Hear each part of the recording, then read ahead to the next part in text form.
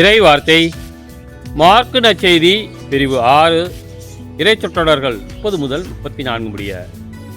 திருத்தூதர்கள் இயேசுவிடம் வந்து கூடி தாங்கள் செய்தவை கற்பித்தவை எல்லாம் அவருக்கு தெரிவித்தார்கள்.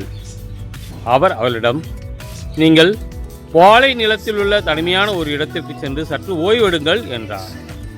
ஏனெனில் பலர் வருவதும் போவதுமாய் இருந்ததால் உண்பதற்கு கூட அவர்களுக்கு நேரம் கிடைக்கவில்லை. அவ்வாறே அவர்கள் படகேறி பாலை நிலத்தில் உள்ள தனிமையான ஓர் இடத்திற்கு சென்றார்கள். அவர்கள் புறப்பட்டு போவதை மக்கள் பார்த்தார்கள். பலர் அவர்களை இன்னாரென்று தெரிந்து கொண்டு எல்லா நகரிலிருந்தும் கால்நடையாகவே கூட்டமாய் ஓடி அவர்களுக்கு முன் அங்கு வந்து சேர்ந்தனர். அவர் கரையில் இறங்கிய போது பெருந்திரளான மக்களை கண்டார்.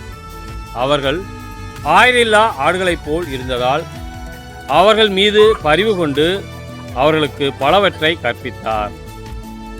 கிறிஸ்துவின் நற்செய்தி.